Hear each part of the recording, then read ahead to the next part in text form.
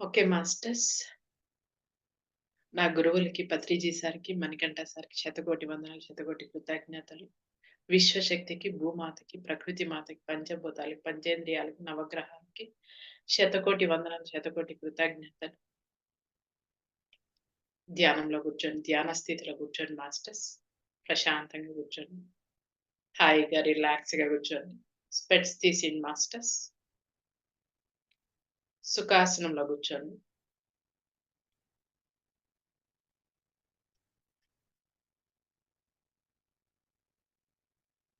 మీ కళ్ళు మూసుకోండి.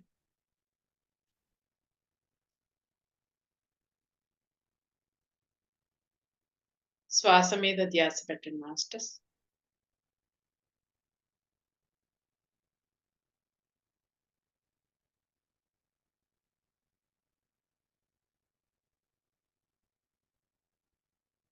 లోపలికి వచ్చే శ్వాస, వెలుపలికి వెళ్ళే శ్వాస.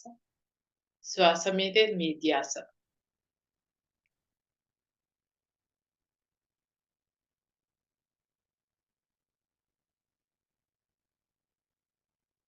శ్వాస మీద ధ్యాస పెడితే మాస్టర్స్, మన శరీరం గూడా స్మూత్‌గా తయారవుతుంది. మన శరీరం ఉందా? లేదా స్మూత్‌గా ఉందా? ఆ శ్వాస గూడా స్మూత్‌గా ఉందా?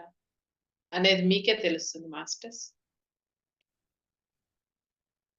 మీ మనసుని మీ శరీరం మీద లగ్నం మీ మనసుని మీ శ్వాస మీద లగ్నం చేయండి.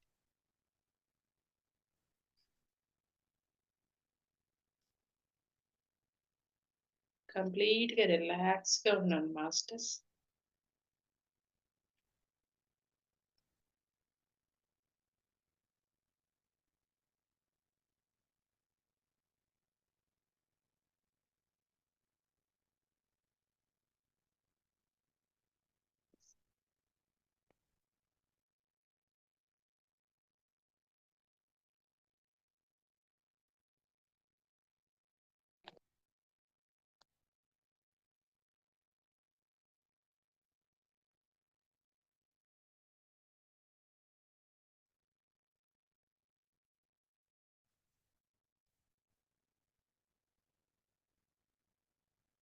కంప్లీట్‌గా మీ శ్వాస మీదే ధ్యాస.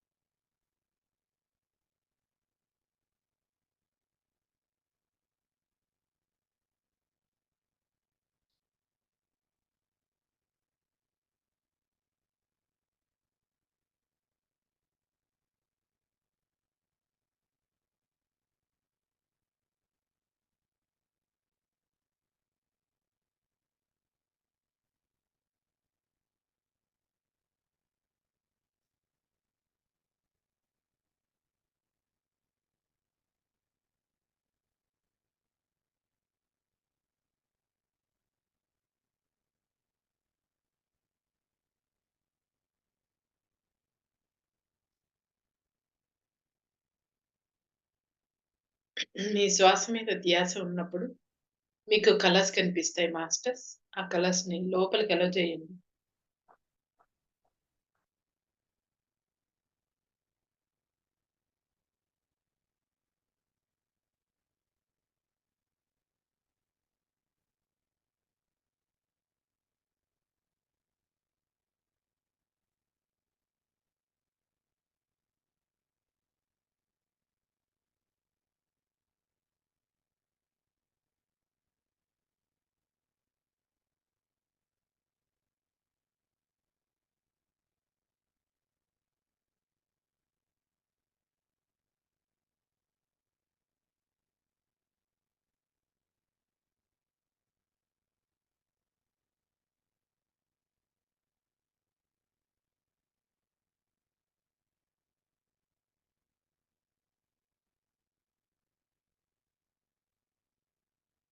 మీ మనస్సుని శ్వాస మీద లగ్నం చేయండి మాస్టర్స్.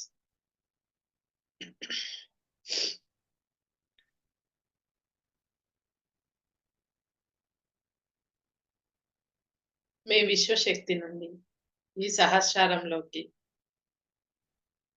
కాంతి ప్రవేశిస్తుంది మాస్టర్స్.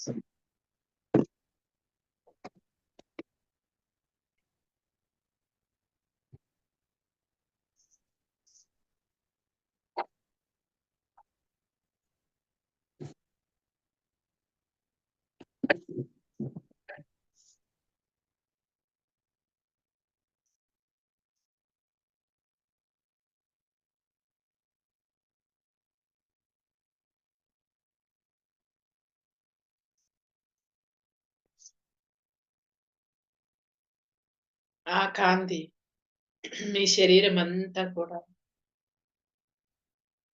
కండరాలు, ఎముకలు, నరాలు, సెల్స్‌లోకెళ్ళి చాలా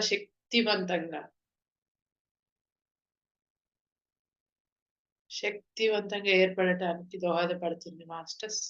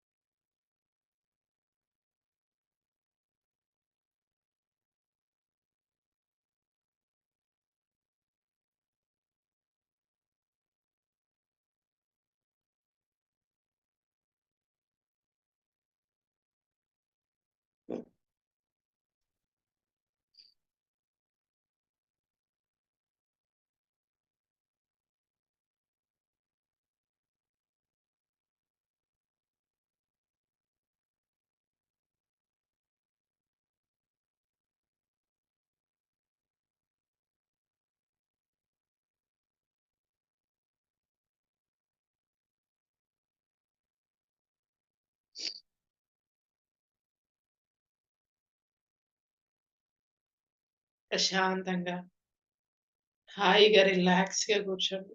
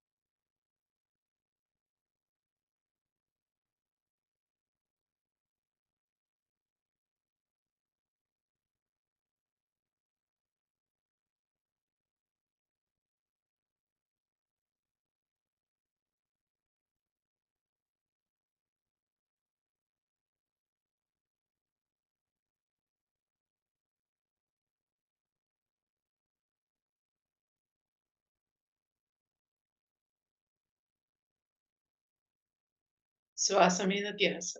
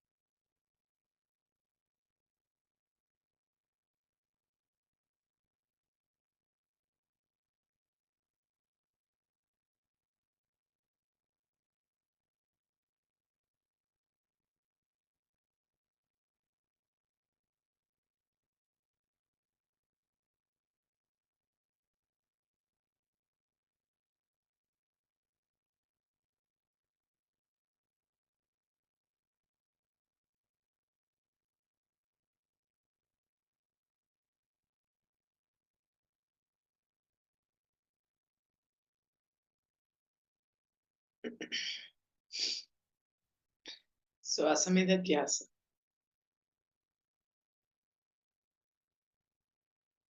మీ మనసు శ్వాస మీదే ధ్యాసుండాలి.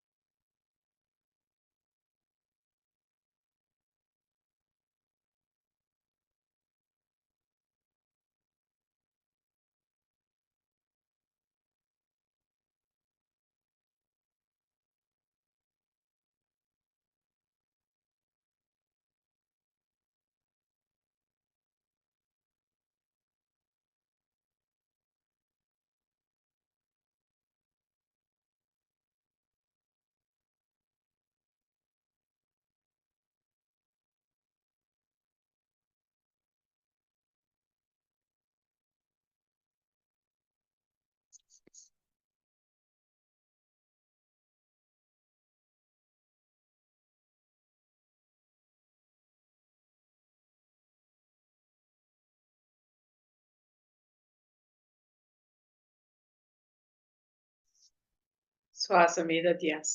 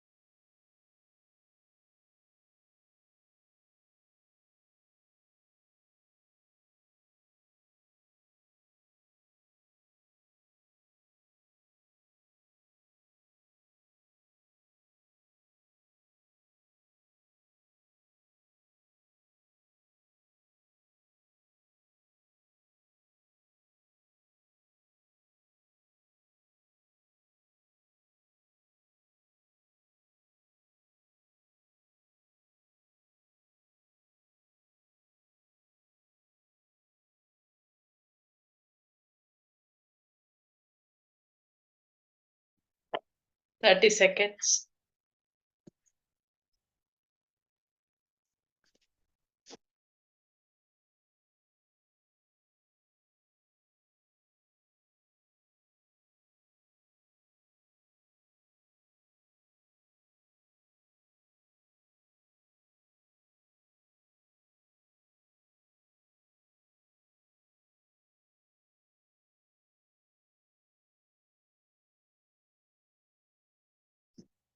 Twenty seconds.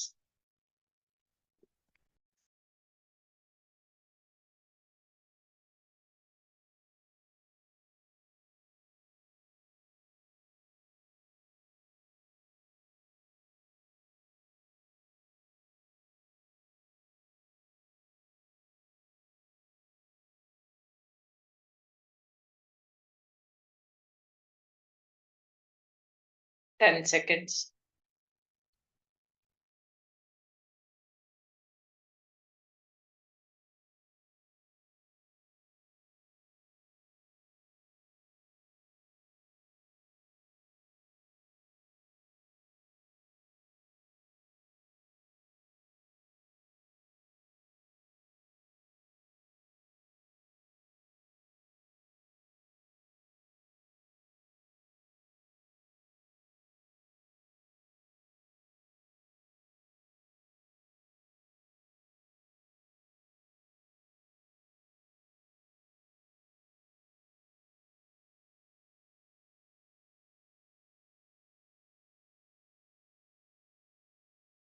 5 సెకండ్స్.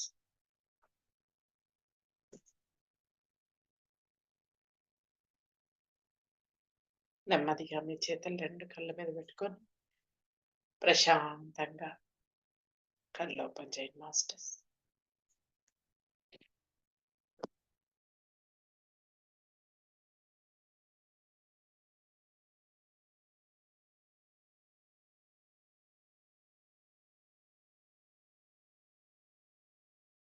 ఫైవ్, 4, 3, 2, 1, 0.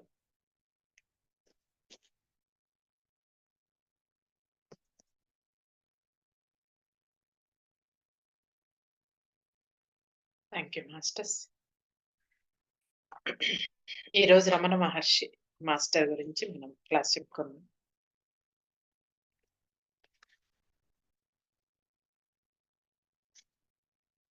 ఎన్నో సంఘటనల పరాకాష్ఠే ఈ భూమి మీద జీవితం అంట. ఎన్నో సంఘటనల పరాకాష్ఠే ఈ భూమి మీద జీవితం. అంత అంత తొందరగా ఈ భూమి మీద జీవితం అనేది కాదు. ఎన్నో సంఘటనలు ఉన్నాయి కాబట్టే ఈ భూమి మీద జీవితం అనేది వచ్చింది. ఈ సందర్భంలో నేను గట్టిగా చెప్పదలుచుకున్నది ఏమిటంటే, ఇక్కడ ఈ భూమికలో జీవితం అనేది మహా విపత్కర సంభవం. మీ పూర్ణాత్మ ఉద్దేశాల ప్రకారం రకరకాల పాఠాలు నేర్చుకోవడానికి మీరిక్కడ జన్మ తీసుకుంటారు.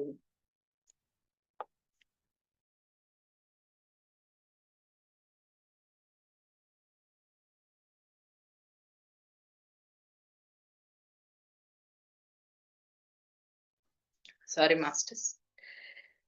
మీ పూర్ణాత్మ ఉద్దేశాల ప్రకారమే రకరకాల పాఠాలు నేర్చుకోవడానికి ఈ భూమి మీదకొస్తారంట. జన్మ తీసుకుంటారంట. చాలా స్వేచ్ఛ ఉందని మీరు అనుకుంటారే కానీ ఏది ఏది ఇక్కడ మీ ఇష్టం కాదు.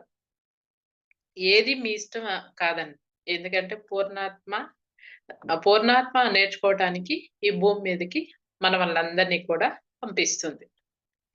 అయితే మీరు ఆధ్యాత్మిక సాధనలోకి దిగిన తర్వాత మాత్రం పరిస్థితి ఇలా ఉండదు.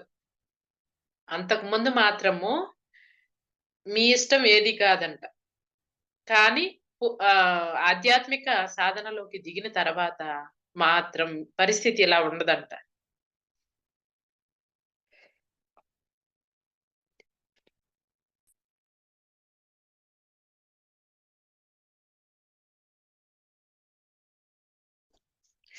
ఇంకా మీ పుస్తకం దగ్గరికి వద్దాం.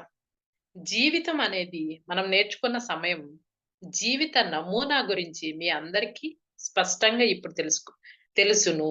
కనుక భూమి మీద ఉండే ప్రతి ఒక్కరికి నేను ఇచ్చే సలహా ఏమిటంటే, మీ జీవిత నమూనా ఏదైనా కానివ్వండి.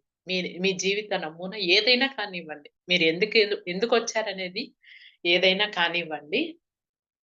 దానితో సంబంధం లేకుండా ప్రతి పరిస్థితి నుంచి సాధ్యపడిన ప్రతి విధంగాను వీలైనన్ని ఎక్కువ పాఠాలు నేర్చుకోండి. మీరెందుకొచ్చారో ఆ పరిస్థితి ఎలాంటిదైనా కానివ్వండి. కానీ ఈ భూమి మీదకొచ్చినప్పుడు ఎక్కువ నేర్చుకోండి. ఎక్కువ పాఠాలు నేర్చుకోండి. వీలైనన్ని ఎక్కువ పాఠాలు నేర్చుకోండి అని రమణ మహర్షి చెప్తున్నారు.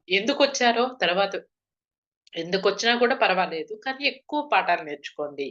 జీవిత నమూనా లాంటి పెద్ద పెద్ద మాటలు మరిచిపోండి. ఏ లోపాలు లేకుండా చక్కగా జీవించండి. ఏ లోపాలు లేకుండా చక్కగా జీవించండి. ప్రతిరోజు ప్రతి పరిస్థితిలోనూ పూర్తి శ్రద్ధతో జీవించండి. దీనితో మీ పరిజ్ఞానం పెరగటమే కాదు, మీ చైతన్యం, మీ ఎరుక కూడా పెరుగుతుంది. మీ పరిజ్ఞానం పెరగటమే కాదు, మీ చైతన్యం, మీ ఎరుక కూడా పెరుగుతుంది. మీ జీవితాన్ని ప్రతి నిమిషం క్షుణ్ణంగా జీవించడం మొదలు పెడితేనే మీరు ప్రతి క్షణం నేర్చుకుంటారు. ప్రతి ఒక్కరం భూమి మీదకు వచ్చింది అందుకే కదా. సులభమైన మాటల్లో చెప్పాలి అంటే భూమి మీద ప్రతి వ్యక్తి యొక్క జీవిత నమూనా ఇదే. మీరు బద్ధకంగా ఉండడానికి కష్టపడుతున్నంత కాలం మీరు మళ్ళీ మళ్ళీ వచ్చి పుడుతూనే ఉంటారు. బద్ధకంగా ఉంటే నేర్చుకోవటానికి బద్ధకంగా గాని ఉంటే మళ్ళీ, మళ్ళీ, మళ్ళీ పుడుతూనే ఉంటారు.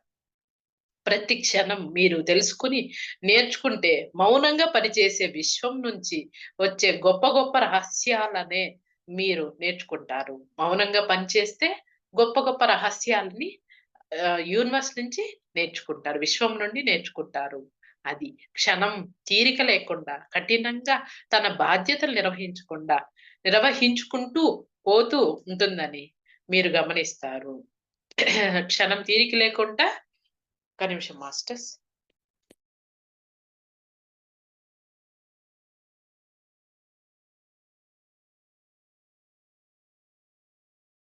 ఇక్కడ ఆయన ఏం చెప్తున్నాడంటే చూడండి. ఆహ్, ప్రతి క్షణం మీరు తెలుసుకొని నేర్చుకుంటే, మౌనంగా పనిచేసే విశ్వం నుంచి వచ్చే గొప్ప గొప్ప రహస్యాలనే మీరు నేర్చుకుంటారు. గొప్ప గొప్ప రహస్యాలు నేర్చుకుంటారు. అది క్షణం తీరిక లేకుండా కఠినంగా తన బాధ్యతలు నిర్వహించుకుంటూ, మీ బాధ్యతలు నిర్వహించుకుంటూ పోతూ ఉంటుందని మీరు గమనిస్తారు. ఈ బాధ్యతలు కేవలం తన ఉనికి కోసం మాత్రమే కాదు, తనను ఇల్లుగా చేసుకుని, తనలో నివసిస్తున్న కోట్ల మంది కోసం. అది తన తన గురించి ఆలోచించకుండా తన పని తాను చేసుకుంటూ పోవటమే కాదు, ఇతరుల పట్ల పూర్తి సానుభూతితో కూడా పనిచేస్తుంది. అలాగే మీరు కూడా ఇతరుల పట్ల సానుభూతితో ఉండండి. అంటే ఇక్కడ ఏం చెప్పాడంటే విశ్వము తన ఇల్లు ఉంది గదా! అంటే ఇట్లా ఇట్లా రౌండ్‌గా చేసుకొని తన ఇంట్లో ఉన్న, ఉన్న వాళ్ళ కోసమంతంట ఒక్క నిమిషం గూడా ఖాళీగా లేకుండా కష్టపడుతూనే ఉంటుందంట. ఒక్క నిమిషం కూడా టైం వేస్ట్ చేయకుండా అది పని చేస్తూనే ఉంటుందంట విశ్వం. విశ్వం పనిచేస్తూ తన ఇల్లు కోసమే కాకుండా తన కోసం గూడా కష్టపడుకొని చేస్తుంది. అలాగే మీరు కూడా మీ కోసమే కాకుండా ఇతరుల కోసం కూడా సహాయం చేయండి అని రమణ మహర్షి చెప్తున్నారు. ఈరోజు రమణ మహర్షి కథ. నేను ఎలాంటి బోధ బోధలు చేయలేదు. ఎలాంటి బోధలు చేయలేదు. అంటే బోధనలు ఆయన ఎలాంటి బోధనలు చేయలేదు. ఎందుకంటే ఎప్పుడు ఆయన మౌనంలోనే ఉంటాడు. ఆయన నోరు ఇప్పేది ఒ ఎప్పుడో రేర్ అన్నమాట. నా శిష్యులకు ఎలాంటి మహిమలు చూపించలేదు. ఎలాంటి మహిమలు చూపించలేదంట ఆయన. సారీ. నేను వాళ్ళను శిష్యులు అనలేను. వాళ్ళు కేవలం ఐహిక అవసరాల కోసం నా చుట్టూ చేరిన మనుషులు. అంటే ఇతర అవసరాల కోసము అతని చుట్టూ చేరిన మనుషులంట వాళ్ళు. శిష్యులు గాదంట వాళ్ళు. వాళ్ళు కేవలం ఐహిక అవసరాల కోసం నా చుట్టూ చేరిన మనుషులు అంతే. నేను ఒకవేళ ఎవరికైనా సహాయం చేశాను అంటే, అది కేవలం సూక్ష్మ శరీరంతోనే. నేను చదువుకున్న వాడిని కాను. ఆయన చదువుకోలేదంట. ప్రవచ ప్రవచనకర్తను కాను. అంటే ఆయన బోధన చేయలేడు. ఆ సాకుతో నా దగ్గరకు వచ్చిన వారిని మౌనంలో కూర్చోబెట్టేవాడిని. ఆ సాకుతో ఎవరైనా వస్తే అతను మౌనంలో కూర్చోబెడతాడంట అంతే. నాకు తెలిసింది నేను ఎవరు అదే చెప్పేవాడిని. నేను ఎవరు అననేది చెప్పేవాడు అంతే. అంతకు తప్ప ఇంకేమి చెప్పేవాడు కాదంట ఆయన. నేను ఎవరు అనేది నువ్వు కనుక్కో, కూర్చో అని మౌనంలోనే కూర్చోబెట్టేవాడంట ఆయన. నాకు తెలిసింది నేను ఎవరు అదే చెప్పేవాడిని. అయితే నన్ను చూసి ఇతరులు కొద్దిమంది ఏం తెలుసుకున్నారో అది పుస్తకాలు వ్రాసారు. అది వాళ్ళ స్వీయ అనుభవం. ఒకటి మాత్రం నేను గట్టిగా చెప్పగలను. వాళ్ళు పొందిన జ్ఞానం ప్రకారం వాళ్ళు వ్రాసారు. ఇప్పుడు మీరు ఎలా ఆలోచిస్తారో అలాంటి ఆలోచనలు గురించి వాళ్ళెన్నడూ విని ఎరుగరు. వాళ్ళు శిష్యుల శిష్యులలాగా ఉండిపోయారే గాని, శాస్త్రపరంగా ప్రశ్నించడం వైపు ఎదగలేదు. వాళ్ళు చూడండి. శిష్యుల్లాగా ఉండిపోయారే గాని, శాస్త్రపరంగా ప్రశ్నించడం వైపు ఎదగలేదంట. ఎప్పుడు కూడా మనం ఎప్పుడైతే క్వెషన్‌లేస్తామో, అప్పుడే మనకి సమాధానాలొస్తాయి. మన లోపల మనం క్వెషన్‌లు ఏసుకోవాలి. ఇది ఎందుకొచ్చింది? ఎలా వచ్చింది? ఏ విధంగా వచ్చింది? అని ఎప్పుడైతే మనం క్వెషన్ ఏస్తాం, ఈ శ్వాస ఎక్కడికి పోతుంది? ఎక్కడి నుంచి వస్తది? ఇది దీని వల్ల మనకి ఏం లాభం? అనేది ఎప్పుడైతే మనం క్వెషన్‌లేసుకుంటామో, అప్పుడే మనకి ఆన్సర్ టపి, టపి, టపి అని ఆన్సర్‌లొస్తాయి. అప్పుడు శాస్త్రపరంగా ప్రశ్నించడం వైపు వాళ్ళు ఎదగలేదంట. ఇప్పటికి కూడా నేను గట్టిగా కోరుకునేదేమిటంటే, మనుషులు మీ బృందానికి, మీ కార్యకలాపానికి దగ్గరగా రావాలి. మీ ఆధ్యాత్మిక సాధన చాలా చైతన్యవంతంగాను, అభివృద్ధి జనకంగాను ఉంది. దీనిని అర్థం చేసుకొని, జీర్ణం చేసుకొని ఆచరించే వాళ్ళు బహు తక్కువ మంది అని ఆయన చెప్తూ ఉన్నారు. బహు తక్కువ మందే ఈళ్ళు ఆధ్యాత్మికంగా వచ్చింది. ఈమె రాత్రి 11 గంటలకి క్లాసు రాసిందంట. నా వాయిస్ వినిపిస్తాదా మాస్టర్స్? వినిపిస్తాందిమ్మా. వినిపిస్తాంది స్వర్ణ. ఓకే. నా ఓకే. ఒక్కదానికైతే నువ్వు లీవ్ లే స్వర్ణ. రేపు చెప్తావు రేపు చెప్తావులే. ఆ! నీకు పడిసమేమో లేదు మేడం. పట్టినట్టుంది. అందరూ ఉండారా? లేదు మేడం. 6 మెంబర్స్ ఉన్నాం. ఉండారు. ఓకే. ఓకే. అయిపోయింది మేడం. క్లాస్ అయిపోయింది. కంప్లీట్ అయిపోయింది. ఆ! ఇది రమణ మహర్షి కథ. ఆయన మౌనంలోనే ఆయన ప్రశ్నించేవాడంట. నేను ఎవరిని అని కనుక్కోవటమే ఆయన కూర్చోబెట్టి అందరిని కూడా కూర్చోబెట్టి నేనెవరిని అనేది కనుక్కోండి అననేసి క్షుణ్ణంగా ఆయన అందరికీ సమాధానం అదొక్కటే చెప్పారంట. ఎప్పుడైతే బద్ధకంగా ఉంటామో, ఏం చేస్తాంలే ఏదో టీవీ చూసుకొని, తినుకొని ప్రశాంతంగా ఉంటే పోతుందిలే అన్నది ఎప్పుడైతే అనుకుంటామో, అప్పుడు ఏమవుతుందంటే మళ్ళీ జన్మ అనేది ఎత్తుతూనే ఉంటాం. అట్లా కాదు. మనం ఏదో తెలుసుకునేదానికి ఈ భూమి మీదకొచ్చాం. మనం ఏదో తెలుసుకోవాలి అని ఎప్పుడైతే అనుకుంటామో, అప్పుడే ఏమవుతుంది? మనం తెలుసుకోగలుగుతాం. అప్పటిదాకా ఏమవుతుంది? మనం ఏమీ తెలుసుకోలేం. హ్మ్. మళ్ళీ జన్మలు ఎత్తేదానికి మాత్రమే మనము వస్తాం. అది మాస్టర్స్. ఏవన్నా క్వెషన్స్ ఉంటే అడగొచ్చు మీరు.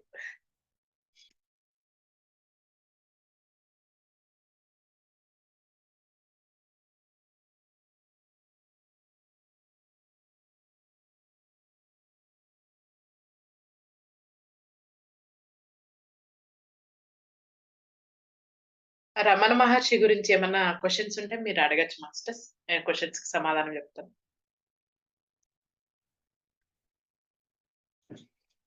మనం ఎందుకొచ్చామనేది తెలుసుకోవాలి. చెప్పండి మేడం మేడం. మళ్ళీ కుమారి మేడం. మళ్ళీ జన్మలెత్తుతాం అంటున్నారు కదా మేడం. అది దేనివల్ల మేడం? అంటే ఏ వర్క్ చేయకుండా మనం ఖాళీగా కూర్చోవడం వల్ల అంటారా? ఏంటో ఒక్కసారి నాకది అర్థం కాలేదు చెప్పరా? మళ్ళీ ఎందుకు జన్మలెత్తుతామంటే మేడం, క్లియర్‌గా ఒకసారి చెప్తాను మీరు వినండి. నేను నిన్న గూడా సీతాదేవి చెప్పినప్పుడు గూడా చెప్పాను మేడం. మళ్ళీ జన్మలు ఎందుకు ఎత్తామంటే, ఇప్పుడు నా హస్బెండ్ ఉన్నారు మేడం. సి నా హస్బెండ్ ఉన్నాడు. నా హస్బెండ్‌ని నేను తిట్టి, అతన్ని ఏదో ఒక విధంగా ఇబ్బంది పెడుతూ ఉన్నాననుకోండి. అతను ఏమవుతాడంటే, మళ్ళీ నా హస్బెండ్ ఒచ్చి నెక్స్ట్ జన్మలో భార్యగా వస్తాడు. నేను భర్తగా వస్తాను. ఎందుకంటే అతను నన్ను ఇబ్బంది పెట్టాడు గాబట్టి. ఆ తర్వాత ఏం జేయాలి? నెక్స్ట్ జన్మలో నేను భర్తగా వచ్చి, అతను భార్యగా వచ్చినప్పుడు, అతన్ని నేను ఇబ్బంది పెట్టడం స్టార్ట్ చేస్తా. ఇదే జరుగుతుంది. ఇప్పుడు మా అత్తుంది. మా అత్తను గూడా నేను ఇబ్బంది పెడుతూనే ఉన్నాననుకోండి, మళ్ళా జన్మలో ఏమవుతుంది? అత్త కోడలవుతుంది, కోడలు అత్త అవుతుంది. మళ్ళీ ఏమవుతుంది? యథాప్రకారం మా అత్తని కోడలు గదా అయింది. నేను ఇబ్బంది పెట్టడం స్టార్ట్ చేస్తాను. ఎప్పుడైతే ఆమె చెప్పింది గదా! సీతాదేవి చెప్పింది గదా! ఎప్పుడైతే నువ్వు ఎ ఎంత అనుకూలంగా, అణకువగా నువ్వు ఉండగలుగుతావో, ఓపికగా ఉండగలుగుతావో, సహనంతో ఉండగలుగుతావో, అప్పుడు వీటినన్నిటిని అలా ఉండాలి అనంటే ధ్యానం చేయాలి. శ్వాస మీద ధ్యాస చేయాలి. శ్వాస మీద ధ్యాస ఎలా మేడం అనంటే, చూడండి నేను ఇన్ని రోజుల నుంచి నేను గూడా ధ్యానం చేస్తున్నాను గానీ, శ్వాస మీద ధ్యాస అనేది నాకు ఎప్పుడు కూడా పట్టు అనేది రాలేదు. నాకిప్పుడు తెలుస్తుంది శ్వాస మీద ధ్యాస ఏందిరా అనేది. శ్వాస మీద ధ్యాస కూర్చున్నప్పుడు ఈ శరీరం ఏమైపోతుందంటే స్మూత్‌గా తయారైపోతుంది. ఇట్లా తాకుదామా అనిపిస్తుంది. అంత స్మూత్‌గా తయారైపోతుంది. శ్వాస కూడా స్మూత్‌గా తయారైపోతుంది. శ్వాస మీద ధ్యాస చేసేటప్పుడు నీ శరీరం అంతా కూడా కొద్దిసేపటికంతా కూడా స్మూత్‌గా తయారైపోతుంది. తర్వాత నీ శరీరమే కనిపించదు. నీ శరీరం కనిపించినప్పుడు నీకు పైన నుంచి వాటర్ ఎలా అయితే కుమ్మరిస్తూ ఉంటుందో అలాగా కుమ్మరిస్తూ ఉంటుంది. ఏంది ప్రాణమయ శరీరంలోకి. ఆ శక్తి అంతా కూడా ప్రాణమయ శరీరం ఎప్పుడైతే ఫుల్ అవుతుందో అప్పుడు మన శరీరంలో ఇబ్బందులన్నీ కూడా క్లియర్ అవుతాయి. శక్తి లేకపోతేనే మన శరీరము ఇబ్బందులు పడుతూ ఉంటుంది. బాధపడుతూ ఉంటుంది. ఇబ్బంది పడుతూ ఉంటుంది. శరీరంలో రోగాలు గూడా అలానే ఉంటాయి. శక్తి లేకపోతేనే మనకి కోపమొస్తుంది, ద్వేషమొస్తుంది. అన్నీ వచ్చేది శక్తి లేకపోవటం వల్లే.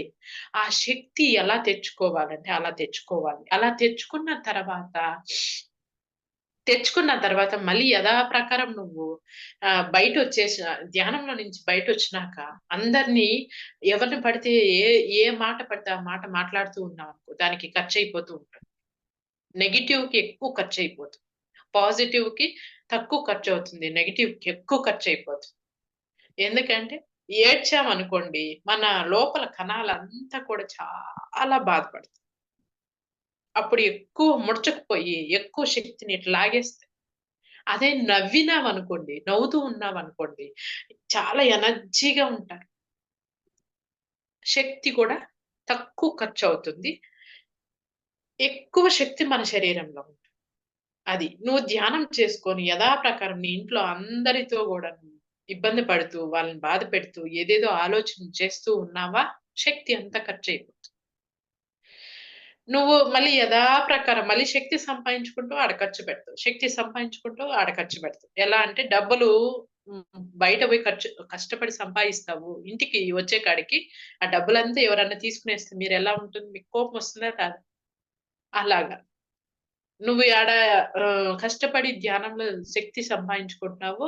ఇక్కడికొచ్చి వీళ్ళ దగ్గరంతా కోపాలు, భయాలు, బాధలు, అసహ్యం అవన్నీ చూపిస్తే అంతా ఖర్చయిపోతుంది. యథాప్రకారం అలానే ఉంటావు నువ్వు. అక్కడ నువ్వు ఎరుకలో ఉండాలి. ఓకేనా? నువ్వు ఏం డోరేసి బయట. మ్యూట్ చేసుకోండి మేడం. కుమారి మేడం. అక్కడ నువ్వేం చేయాలంటే ఎరుకలో ఉండాలి.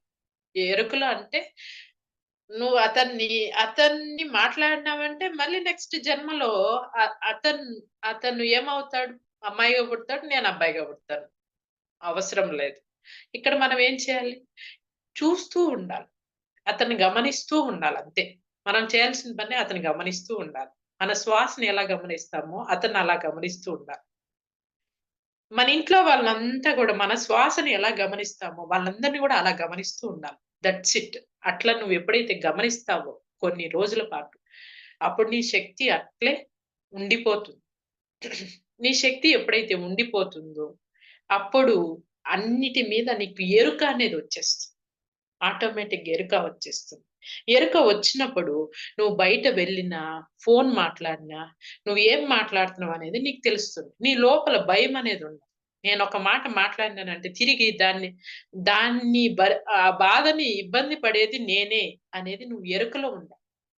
ఒక మాట మాట్లాడినావంటే తిరిగి ఆ మాట నేనే, ఆ మాటకి ఇబ్బంది పడాల్సింది నేనే అనే ఎరుకలో నువ్వు ఎప్పుడైతే ఉంటావో అప్పుడు నువ్వు ఈ జన్మ లాస్ట్ అవుతుంది. ఆ ఎరుకలో నువ్వు ఎప్పుడైతే ఉండవో అప్పుడు మళ్ళీ జన్మ ఎత్తాలి. ఇప్పుడు నువ్వు 4 మాటలు మాట్లాడినావంటే ఆ 4 మాటలు ఇప్పుడు నన్ను 4 చెంపదెబ్బలు కొట్టినావంటే తిరిగి నేను కొడతానా లేదా? కొడతాను. ఖచ్చితంగా కొడతాను. ఈ రోజు కాకపోయినా రేపైనా కొడతాను. అందుకే ఇంకో జన్మెత్తి నిన్ను కొట్టేది అందుకే. రోడ్‌లో పోయేవాడు ఒక చెంప కొట్టినాడంటే ఏమని అర్థము? ముందు జన్మలో వాడిని కొట్టుండవు. దానికే వాడు నిన్ను కొడతాడు. ఊరికేనే ఎవడు కొట్టడు. అదే చెప్తారు. సార్ గూడా అదే చెప్తారు. మనకి ఎదురు పడ్డాడు ఆ మనిషి అంటే ఏ జన్మలోనో వాడు మనకి ఎదురు పడే అవకాశం ఉంది కాబట్టి ఎదురు పడ్డాడు. లేకపోతే ఎదురు పడడు. అది గుర్తుపెట్టుకోండి మాస్టర్స్. ఇప్పుడు ఒక్క మాట కూడా మనం బయట వెళ్ళింది అంటే తిరిగి మనకే వచ్చి చేరుతుంది. మనమే ఆ మాటకి బాధ్యులం మనం అని ఎప్పుడైతే నువ్వు ఎరుకలో ఉంటావో అప్పుడు నీ శక్తి కోల్పో. ఆ మాట మాట్లాడాలి నేను అని నువ్వు అనుకున్నప్పుడు ఏం చేయాలి? ఆ ఎదుటి మనిషి కూడా నువ్వు నవ్వుతూ ఉండటం చూడాలి. నువ్వు నవ్వుతూ ఉండటం చూడాలి. ఆ ఎదుటి మనిషి కూడా నవ్వుతూ ఉండటం చూస్తే అప్పుడు ఆ కోపం అనేది కరిగిపోతుంది. కరిగిపోతుంది. నువ్వు ఒక్క నిమిషం పాటు కళ్ళు మూసుకొని ఆ మనిషిని ఎలా అయినా తిట్టాలి అని అనుకున్నప్పుడు ఆ మనిషి నవ్వుతూ ఉండటం చూడాలి. చూడండి ఎలా అంటే ఇప్పుడు మనకి మనకి మన శత్రువు అనుకోండి. మన ఇంటి ముందరకొచ్చాడనుకోండి. డోర్ తీసామనుకోండి. చాలా బద్ధ శత్రువు అనుకోండి. అతను నవ్వినాడనుకోండి. మనం ఏం చేస్తాం? "ఛీ! నా ఇంటి ముందరకి ఎందుకొచ్చావురా" అని అంటామా? అనం. మనం గూడా అతను నవ్వినాడంటే తిరిగి మనము కూడా స్మైల్ ఇస్తాం. అలాగా నీకొక్క పరిస్థితి ఒకడు ఇబ్బంది పెడుతూ ఉన్నాడంటే, అతను స్మైల్ ఇవ్వటం మనం కళ్ళతో చూడాలి. కళ్ళతో మనం ఎదుటి మనిషి అక్కడ నిలబడుకున్నాడు. అతను స్మైల్ ఇవ్వటం మనం చూడాలి. చూసినప్పుడు మనము స్మైల్ ఇవ్వాలి. అతను స్మైల్ ఇవ్వటం చూసినప్పుడు అప్పుడు ఏమవుతుందంటే అక్కడ ఉన్న కర్మ అనేది క్లీన్ అయిపోతుంది. కర్మ అనేది చిన్న చిన్నగా క్లీన్ అయిపోతుంది. అది మాస్టర్. సీతాదేవి కూడా అదే చెప్పింది నాకు. ఈ రోజు నువ్వు అతన్ని మాట్లాడినావంటే మళ్ళీ ఇంకొక జన్మలో నువ్వు ఏమవుతావు? బా నువ్వు భార్యగా ఉన్నావు, భర్తగా వెళ్తావు. అతను భర్తగా ఉండేవాడు భార్యగా వస్తాడు. మీ ఇద్దరి మధ్య ట్రిగ్గర్ అనేది నడుస్తూ ఉంటుంది. ఇప్పుడు నేనొక గన్నుతో ఇట్లా పేల్చానంటే తిరిగి వాడు కూడా పేల్చేదానికే ట్రై చేస్తాడు. ఒక దెబ్బ కొట్టానంటే తిరిగి వాడు కొట్టేదానికే ట్రై చేస్తాడు. అదే ప్రేమతో నువ్వు అతన్ని ఒక్క మాట మాట్లాడటం స్టార్ట్ చెయ్యి. అసలు నువ్వెంత బాగున్నావని స్టార్ట్ చెయ్యి. నా హస్బెండ్ మా ఇద్దరి మధ్య బాండింగ్ సేమ్ అదే బాండింగ్ మాస్టర్స్. నేనెప్పుడు కూడా అతనికి స్మైల్ మంచిగా మంచిగా ఇవ్వటం స్టార్ట్ చేశాను నేను. బాండింగ్ అనేది. ఇప్పుడు అతను తిరిగి నాకు అదే ఇస్తూ ఉన్నాడు. అంతకుముందు అట్లా కాదు. మేమిద్దరం ట్రిగ్గర్ అవుతానే ఉండేవాళ్ళం. ఇట్లా. అతనంటే నేను అనేయాలి అంతే. నేను మళ్ళా మనసులో పెట్టుకోకూడదు. 2 డేస్ అయినా, 3 డేస్ అయినా అది అనేదాకా, చేసేదాకా నిద్రపోను. ఇప్పుడు అట్లా గాదు. అతను నవ్వడం ఎప్పుడైతే నేను చూస్తూ ఉంటాను. కళ్ళు మూసుకున్నప్పుడు అతను నవ్వుతూ ఉన్నట్టే చూస్తూ ఉంటాను. మా ఇద్దరి మధ్య ఎంత అండర్‌స్టాండింగ్, ఎంత హ్యాపీనెస్ తెలుసా? చాలా హ్యాపీనెస్. ఆ అనుభూతి చెందడంలోనే ఉంది. ఎంత అనుభూతి అంటే అంత అనుభూతి. అద్భుతంగా ఉంది. ఎందుకంటే నా అనుభవంతో చెప్తూ ఉన్నాను మాస్టర్. అది. ఓకేనా? ఇప్పుడు మనం మాట్లాడేటప్పుడు జాగ్రత్తగా ఉండాలి. మనం ఎదుటి మనిషిని మాట్లాడుతున్నామంటే తిరిగి వాడు మనకే ఇస్తాడనేది మర్చిపోవద్దు. ఒకవేళ మాట్లాడేసినా కూడా దయచేసి నన్ను క్షమించు. నేను నిన్ను ప్రేమిస్తున్నాను. మీకు కృతజ్ఞతలు అని చెప్పేసేయాలి వెంటనే. ఎందుకంటే అక్కడ ట్రిగ్గర్ అవ్వకూడదు మనకి అతనితో. ఇష్యూ అనేది మనకి రాకూడదు. అదే మేడం మాస్టర్స్. ఇంకేమన్నా ఒక్క క్వెషన్స్? నిమిషం. మేడం అంటే ఇంతకు ముందు అనేసుంటాం కదా మేడం. ఇప్పుడు మేము ఈ క్లాస్‌కొచ్చాక నేర్చుకుంటున్నాం. ఇంతకు ముందు వర్డ్స్ వదిలేసుంటాం కదా! అది ఎట్లా మేడం మరి?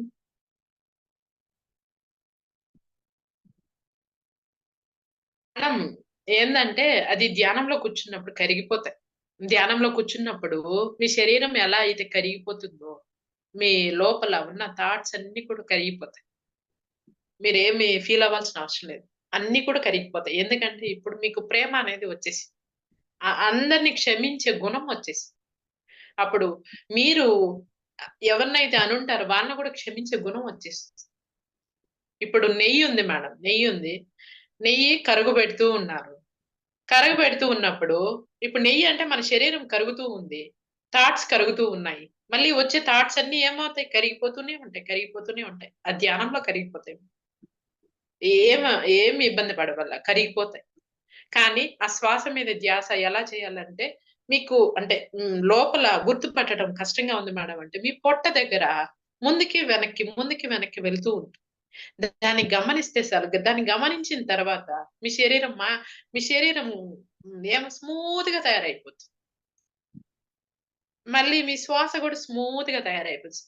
తయారైన వెంటనే మీకు ఈ విశ్వశక్తి నుండి కాంతి అనేది లోపలికి వచ్చేస్తుంది. ఆటోమేటిక్ వచ్చేస్తుంది. మీ శరీరంలో ఆ పెయిన్స్ నంతా కూడా ఏమవుతుంది, ఆ పెయిన్స్ కంతా కూడా శక్తిని ఇచ్చేస్తుంది వెంటనే. చూడండి మీ మీ నేను చెప్పేది మీ అనుభవంతో చూడండి. నేను ఎంత చెప్పినా కూడా మీ అనుభవంతో చూసినప్పుడే దానికి విలువ ఉంటుంది. ఇప్పుడు నేను వంకాయ కర్రీ తిన్నాను, కూర తిన్నాను. చాలా బాగుంది మేడం అని చెప్పాను కానీ, మీకు ఆ టేస్ట్ తెలీదు గదా! మీరు చేసుకొని తిన్నప్పుడే ఆ టేస్ట్ తెలుస్తుంది. మీరు అది అనుభూతి చెందండి. టేస్ట్ తెలుస్తుంది. మేడం ధ్యానం ఇంకేమైనా క్వెషన్స్ ఉన్నాయా మాస్టర్? ఎనీ టైం నుంచి చేయొచ్చా మేడం? ధ్యానం చేసేటప్పుడు ఎనీ ఏ టైం టైం అయినా చేయొచ్చు. ఏ టైం అయినా పర్వాలేదు మేడం చేయొచ్చు. ప్రశాంతంగా కూర్చొని చేయండి. 10 నిమిషాల టైం ఉన్నా నిలబడుకొనైనా చేయొచ్చా మేడం? చేయొచ్చు మేడం. 5 నిమిషాలు, ఒక్క నిమిషం టైం ఉన్నా చేయొచ్చు. పత్రిజీ సార్ అంటారు కదా, ఒక్క నిమిషం టైం ఉన్నా కూడా చేయొచ్చు. కానీ నోట్లో నుంచి మాట వెళ్ళేటప్పుడు చాలా జాగ్రత్తగా ఉండాలి. గుర్తుపెట్టుకోండి. అందరూ గుర్తుపెట్టుకోవాలి. ఎందుకంటే తిరిగి అది మనకే వచ్చి చేరుతుంది. ఎందుకంటే మనం రహస్యం బుక్‌లో చదివినాం. ఆకర్షణ శక్తి తిరిగి ఎక్కడి నుంచి పంపించామో తిరిగి ఆ మూలానికి చేరుతుందనేది మర్చిపోకండి. గుర్తుపెట్టుకో. ఓకేనా? ఇంకేమైనా క్వెషన్స్ ఉన్నాయా?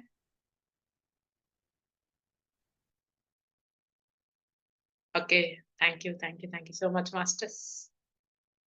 సరోజ మేడం మీకు మ్యూట్‌లో ఉన్నారు.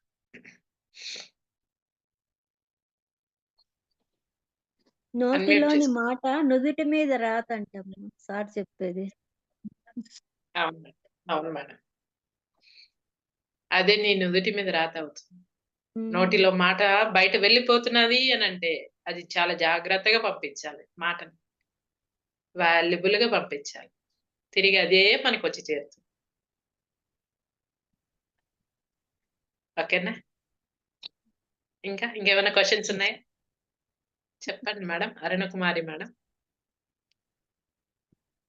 వెంకటలక్ష్మి మేడం చెప్పండి. మేడం ఏమన్నా క్వెషన్స్ ఉన్నాయా? అయ్యో!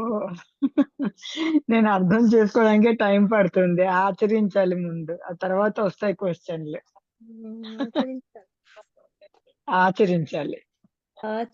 ఆచరణ శుద్ధి కావాలా? ఆచరణ శుద్ధి. కరెక్ట్. అవునండి. వెంకటలక్ష్మి మేడం మొన్న క్వెషన్ అడిగారు కదా మేడం, దానికి ఆన్సర్ చెప్పేటప్పటికే టైం అయిపోయింది. మన్నాడు బోధపరిచారు. ఇక్కడ ఏందంటే లైవ్ క్లాస్ పోతా ఉంది. అందరూ ఓపెన్ చేసుకోకూడదు. ఒక్కొక్కరు ఓపెన్ చేసుకొని మాట్లాడాలి. అది. ఇప్పుడు ఎవరు మాట్లాడతారు? మీకు చెప్పండి మేడం. వెంకటలక్ష్మి మేడం చెప్పండి.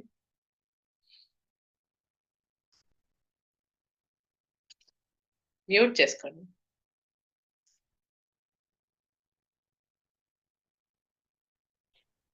ఏదైతే వింటున్నామో అది ఆచరణలో పెట్టకపోతే ఎంతవరకు అది ప్రాక్టికల్‌గా పాసిబుల్ అవుతుందో మనకే తెలీదు. ఒకసారి విన్నాము. ఆ నిమిషానికి ఇమాజిన్ చేసుకున్నాం. దానికి ఆచరించడానికి చాలా టైం పడుతుంది. తర్వాత గతం నుంచి చిన్నప్పటి నుంచి పెద్దవాళ్ళు చెప్పినవన్నీ బ్లాక్స్‌లో బుర్రలో ఉంటాయి. ఎవరికి నమ్మాలి, ఎవరికి నమ్మకూడదు అవేవి తెలీవు. మనలో మనం మథన పడితేనే మనకి ఆ ఎసెన్స్ దొరుకుతుంది. అప్పుడు మనం మన ఆత్మకి మనం నమ్ముతాం. పెద్ద, చిన్న చెప్పారు అని కాదు. మనకి ఏది కన్విన్సింగ్‌గా ఉంటుంది అది మనం నమ్ముతాం, ఆచరిస్తాం. దాని ఎఫెక్ట్ ఏదైనా మనం తీసుకోవాలి. అది ఒక్కొక్కసారి అనుకుంటా అక్కడ నేనే కరెక్ట్. ఒక మాస్టర్ అన్నారు కదా, ఏమని, నువ్వు నీ అంతరాల్లోకెళ్ళి ఆ విషయం గురించి నువ్వు తెలుసుకో. తెలుసు. వాళ్ళు చెప్పారు వీళ్ళు చెప్పినారు అనేది కాదు, నీ అంతరాల్లోకెళ్ళి తెలుసుకో. ఆ మాట కరెక్టా కాదా ఏంది అనేది. పదే పదే మన మనసుకి మనం అడగాలి. ఇది అనిపిస్తుంది చేస్తానా వద్దా? ఇది అనిపిస్తుంది చేస్తానా వద్దా? నాకు మెసేజ్ కావాలి. పదే పదే అడిగితే లోపటి నుంచే మీకు గైడెన్స్ వస్తుంది. ఆ గైడెన్స్ పట్టుకొని మనం ముందుకు వెళ్తాం. మనం అందరం అనుకుంటాం మనం కరెక్ట్. మన ఆలోచనే సరైంది. ఎదుటి వాళ్ళు చెప్పింది సరికాదు అనుకుంటాం. కానీ అది ఆచరించిన తర్వాతే తెలుస్తుంది మనకి అది కరెక్టో, ఇన్‌కరెక్టో. కొన్నిసార్లు ఆ దారిలో వెళ్ళవలసిందే. అది. Okay. Thank you madam. Thank you. Thank you so much. Thank you. Mute చేసుకోండి మేడం. మ్యూట్ చేసుకోండి.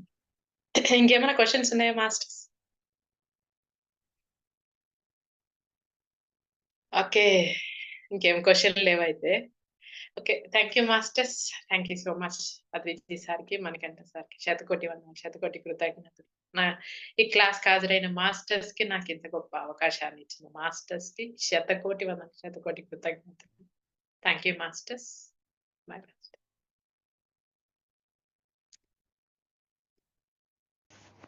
ఈ వీడియో మీకు నచ్చినట్టయితే లైక్ చేయండి, అందరికీ షేర్ చేయండి.